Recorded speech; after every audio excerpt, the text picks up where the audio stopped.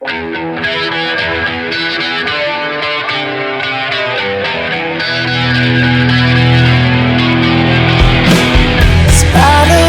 kisses on my forehead. A demon cloud telling between the lips I spread. Under the night of love, always is love. Some kind of monster sent from above. Is it love?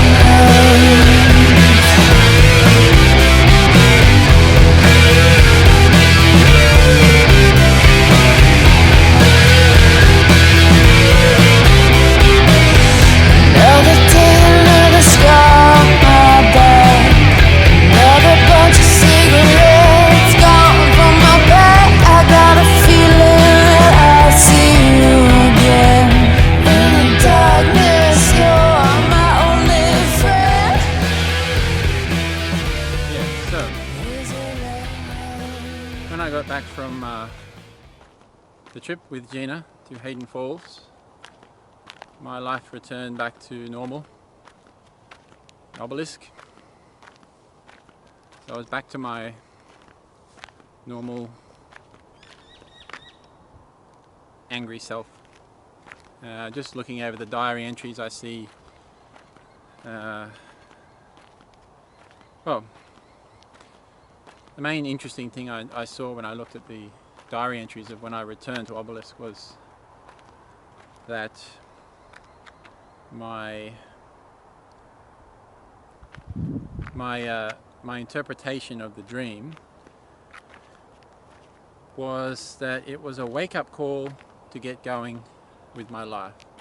I didn't take it as specifically, at the time I didn't take it as specifically being a directive to actually physically write memoirs of my life. I took it as more of a general meaning that I needed to get on with my life.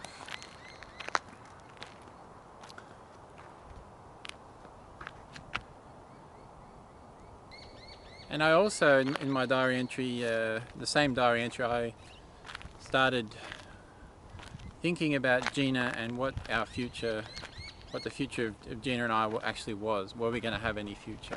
Was I really in love with Gina, or did I love her enough to consider a future with her?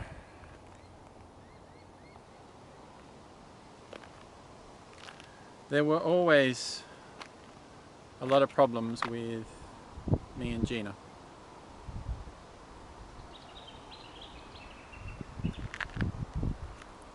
Gina and I always had our problems. There was always a barrier there. There was always something preventing Gina and I from ever really connecting very well. It had always been there ever since the first night there in my garage when I made that first move on Gina and the relationship began. Gina had a lot of problems. She, for whatever reason, she had a lot of dodgy friends that were drug addicts. She had drug addict friends, and I couldn't deal with not so much the fact that she had drug addict friends. What I couldn't deal with was the fact that Gina didn't put me as number one. It didn't make sense to me as a boyfriend that someone you were in love with and someone who you were being intimate with and sleeping with and everything that goes together with being a boyfriend and girlfriend. It didn't make sense to me that that kind of relationship wouldn't be the number one relationship in anyone's life. But Gina was the kind of person who, you know, and still is, has a million friends and is always just a busybody of socialness, you know, social behaviour, going out to parties, and seems seemed always to know the most unbelievable number of people. And that's fair enough, but my main issue was the fact that I wasn't number one in her life. Seemingly number one. And the fact that Gina would choose people that were addicted to drugs and people that were just really dodgy people, the fact that she would choose that kind of person over me made it even worse. I guess that's the best way to put it. And these complaints I had about Gina, the relationship we had, were something reasonably new. These complaints were something that had only just started to bubble up and start to get to me at that stage. So a classic example of this kind of life that we led there in Obelisk, me and Gina as boyfriend and girlfriend. Classic example is one night in my garage. I had a garage, by the way. I lived in a garage. That's probably subject for another video because it's a long and involved story of how I ended up living in a garage. But it wasn't a bad situation. It was really quite good for someone my age back then to have the massive, 3-4 car size garage and being able to do it up, and it was really good. But anyway, one night when we were in the garage there, Gina, me, Dorothy was there, and Deirdre, who was and still is Gina's best friend. I never really had many issues with Deirdre, apart from the fact that she was objectively better looking than Gina. Dorothy, however, was a drug addict. She used to inject herself with drugs, among other things that she used to do. And yeah, Dorothy was just this classic example of someone that Gina was drawn to for whatever reason. She was drawn to this kind of person. Deirdre wasn't that kind of person at all, and I met her recently at a party, and she hasn't become that kind of person either. But yeah, Dorothy was this little girl who was addicted to drugs, injecting heroin, I guess. I don't know. I don't know much about drugs, so I assume she was injecting heroin. And what else would it be? Speed? Cocaine? I don't know. But yeah, I assume she was injecting heroin. And one night we were all in the garage, me, Gina, Dorothy and Deirdre. We're in the garage, and the three girls were up one end of my garage, sort of talking away up there in sort of funny whispers. And I knew whenever I heard Gina talking in that kind of whispering voice around me, I always knew that it was about drugs, about buying drugs or getting drugs, or someone wants to use drugs. And yeah, sure enough, not long after that, Gina kind of sauntered over to my bed, like really, alluringly almost. She was all so nice and so, convincing. And she said, Ben, can I ask a favor for Dorothy? And I said, yeah, sure, what is it? Already starting to put my guard up. And Gina said, would it be alright if Dorothy shot up in your garage? And instantly I felt I bristled, at the thought of anyone injecting themselves in my sacred garage, because my garage really was a really special, sacred almost place for me. And anyone I sort of invited into the garage, I just kind of assumed would sort of play along with how special it was for me, that garage. I'll get into that in a later video about my garage, like just describing it and everything I did to it. And yeah, so I kind of I looked up at, I was watching the TV because I'd set up a TV on the wall, one of those big tube TVs, and I set up on the wall. So I was looking up at it, lying on my bed, and I kind of just didn't even look at Gina. I just kept looking at the TV, and I said, "Yeah, sure, no problem, Gina. Dorothy can shoot up in here." And Gina's like, "Really? That's great." She was like really surprised, and I was like looking up at the TV and said, "Yeah, no problem. She can shoot up. On one condition." And Gina's like, "What's that?" And I looked at her and said, "She has to let me watch." And so that was my that was my stipulation, that if Dorothy wanted to shoot up, I wanted to watch, because I'd never actually really seen someone shoot up, you know. I mean, I'd seen occasional things, but I'd never really sort of sat down and watched someone shoot up in front of me. And I thought, well, might as well make the most of it. If Dorothy's going to shoot up in my garage, I want to see. And yeah, so we kind of all, yeah, so Gina went over and told Dorothy, and she agreed, and so we ended up sort of sitting around. It was really like weird, you know, because Dorothy also kind of had like a little thing for me. I always knew that she had a little thing for me, for whatever reason, for whatever it was that she had for me. But so that all added up to it being a sort of a weird kind of sexy situation anyway, you know, because I was with Gina, but I was kind of like, I don't know, it was just a weird kind of almost erotic kind of thing at first. It felt kind of like that, because you know, here we were sort of the three of us, me, Gina and Deirdre. I was in the middle. I had best seat, sitting right in front of Dorothy, and Gina was over there, and Deirdre was over here.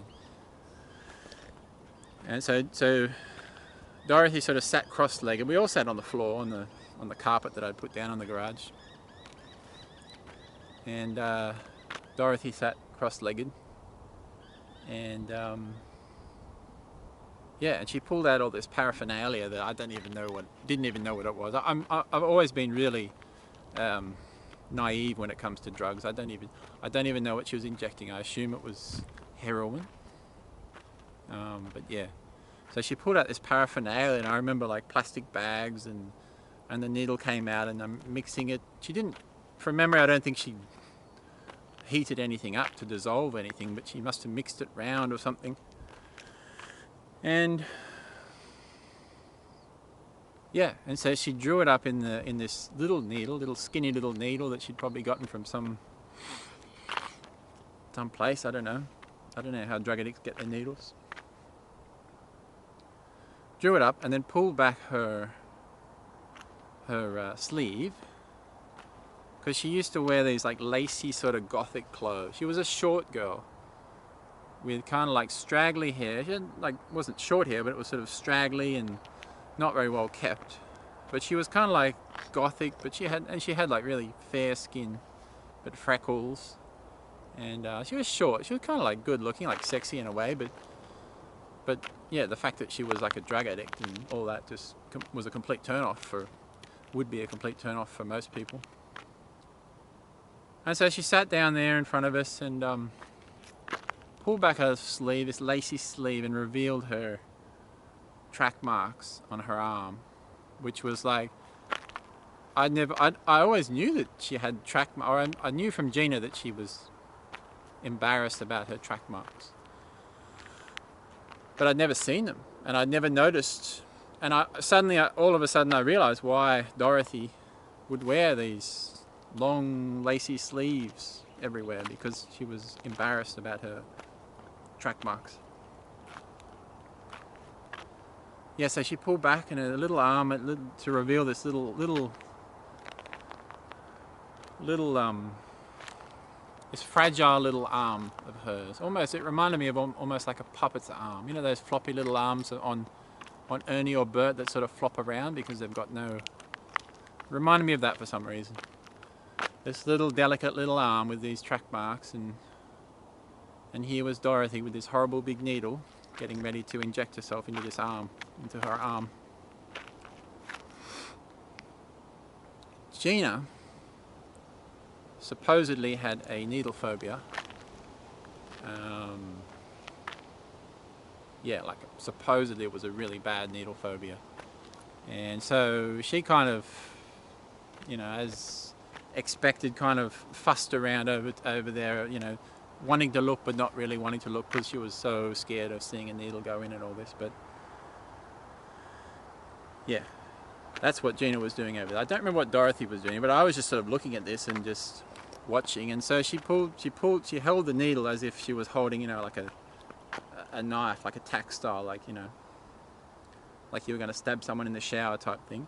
She held it like that and just sort of jammed it into her arm, and yeah, just started like twisting the tip of the needle around inside her body, like just searching for a blood vessel.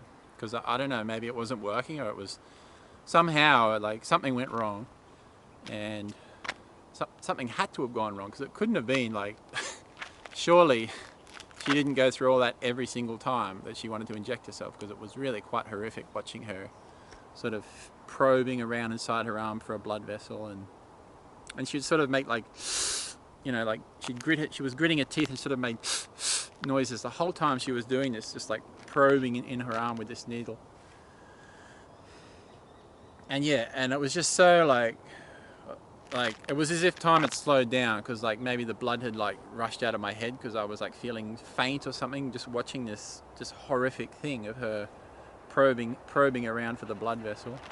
And even Gina had just like stopped, you know, ratting around in her purse or fiddling with a phone or whatever she was doing, and was just sort of like watching, and everything was just really quiet. It was just weird. It was just like weird and like horrific and immoral. It was just like, it was like more immoral than I thought. I thought it was going to be like a fun thing. We were like, haha, let's watch, you know, Dorothy shoot up, and won't that be kind of weird and funny?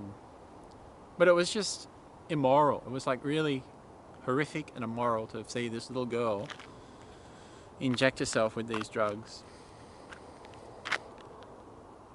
And then eventually, yeah, she found the vein, like the blood appeared in the tube of the needle, and she was able to push the stuff up into her, and that was that. And then afterwards, you know, I've always kind of picked up on people, because as I said, I never really did that many drugs, but a lot of my friends did. And whenever I was hanging around people who were doing, you know, who were getting stoned or taking acid or whatever, I'd always kind of pick up on that feeling. Somehow I'd get a little bit stoned just from hanging around people that were getting stoned, or somehow I'd start to trip a little bit just from hanging around people that are tripping. It was really strange.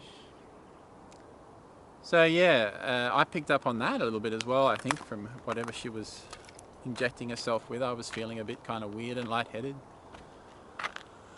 And it was as if time had slowed down. I just have a vague memory of her sort of like just looking over at Deirdre and just sort of complaining about how bad the score was, like that it was a really bad hit, and it was just like, you know, it was just horrible. It's just amazing to watch and to think that someone would want to do that to themselves.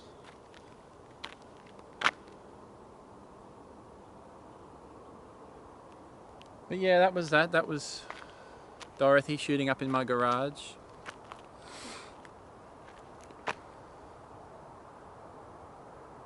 And that was a typical thing to happen back then. Drugs. Drugs everywhere, it seemed. And Gina, she never did anything apart from smoking pot and maybe a little bit of acid, but she always seemed to have this need to hang around this kind of person. Some sort of weird psychological trait of hers that she was drawn to that kind of person. She had a lot of friends like that. She had a lot of friends that died as well. During the time I was with Gina, at least 3 people died. One of them died from a drug overdose, which is understandable. But then there was another girl who died, and then there was another guy who died, a friend of hers she knew, and yeah, she just had this weird way of being attracted to people who were on the way out, I suppose. But I'll talk about that in a different video, about all these people that died in Gina's life while I was with her, and had died before that and after as well.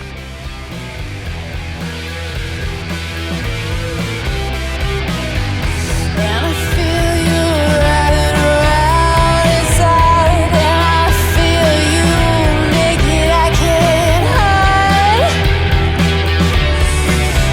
Is this love?